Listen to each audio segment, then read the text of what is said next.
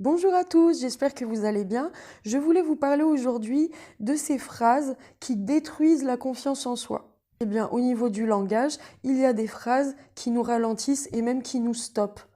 Je sais que cette manière de penser-là, ces phrases-là m'ont stoppé, m'ont ralenti et ont fini par me déprimer.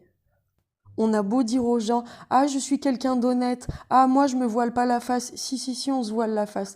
Il y a tout un tas de petites phrases comme ça qui nous font dormir. Voilà, on se dit, tout va bien, mais on n'y croit pas du tout, hein. Alors, la première va avec le super concept je suis moi-même. C'est mes défauts font la personne que je suis. Waouh! Comment on peut se satisfaire de ça? Comment on peut vraiment y croire, se dire que nos défauts font la personne qu'on est? Est-ce que le but dans la vie, c'est de se sentir mal, c'est d'être déprimé, c'est d'être malade, c'est d'être inefficace? Comment on peut affirmer une telle chose? Là, on voit quand même le verbe faire. Donc ça veut dire que là, on laisse des défauts, des choses qui vont à l'encontre de la santé, de notre bien-être, de notre bonheur, former la personne qu'on est. Parce que être quand même, c'est tout un tas de choses, c'est tout un tas de processus.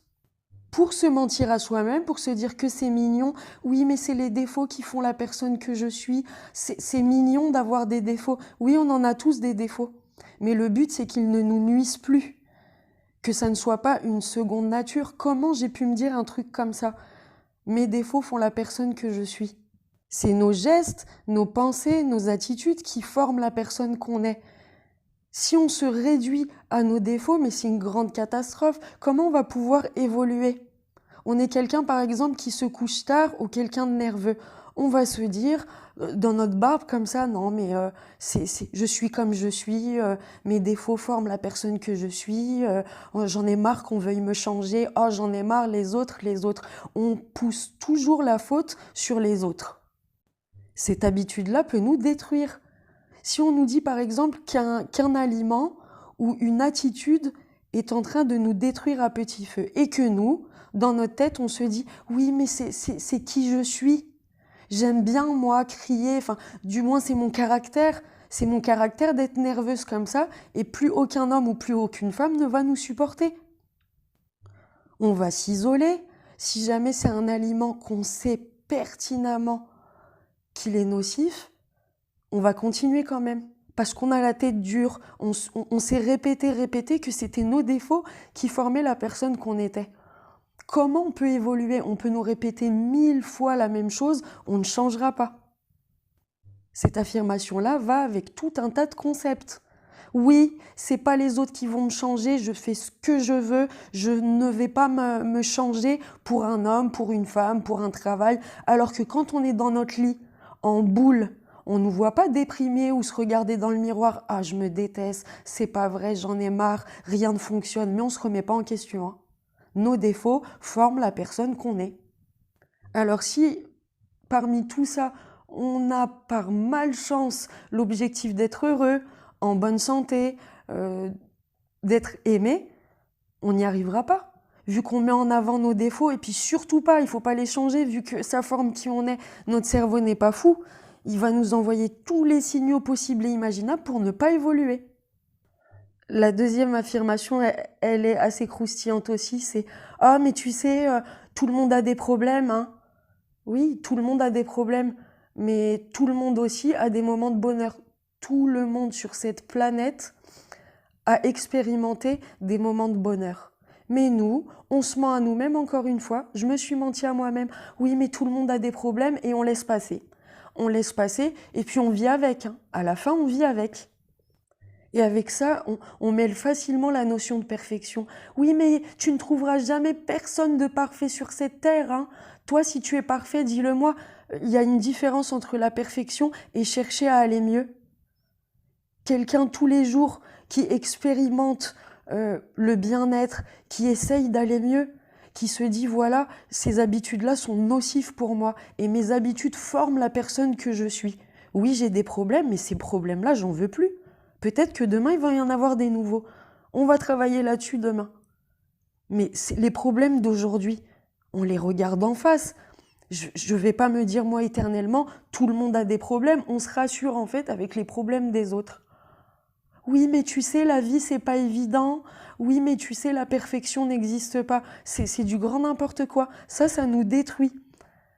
On est malheureux après. On est là avec les gens pour voir réellement si leurs problèmes, ils les laissent sur le côté. Non, non, il y a des gens déterminés sur cette terre.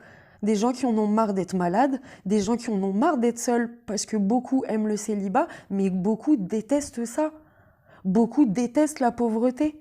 Beaucoup se disent, voilà, j'ai des problèmes d'argent, et ensuite, ils s'endorment. Non, mais de toute façon, tout le monde a des problèmes sur cette terre, on verra, et on se voile la face et on avance.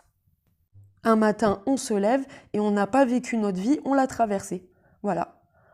En se disant, oui, mais de toute façon, c'est comme ça. Mais c'est comme ça de quoi? Il faut qu'on se réveille, il faut qu'on aime un petit peu plus notre personne. On voit beaucoup de gens qui font semblant d'avoir du caractère, mais derrière, c'est personne.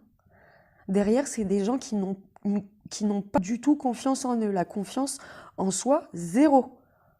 Et ils font les beaux dehors, ils font semblant de rire, ils font semblant d'aller bien. Ça, c'est pas bon.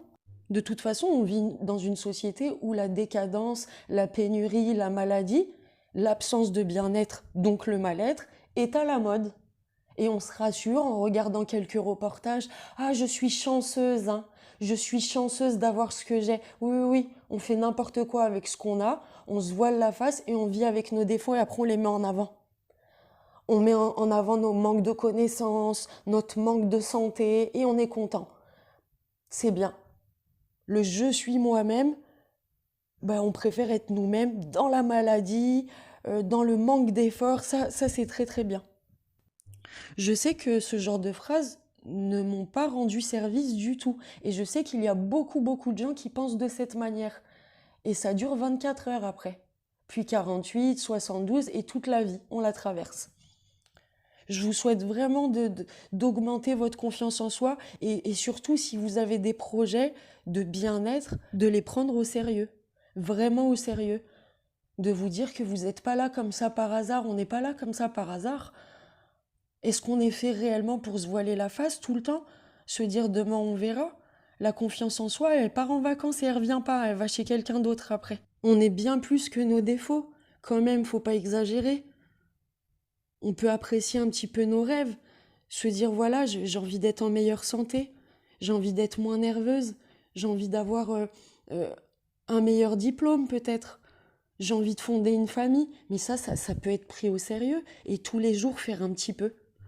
Je vous souhaite bonne santé à tous et je vous dis à très bientôt.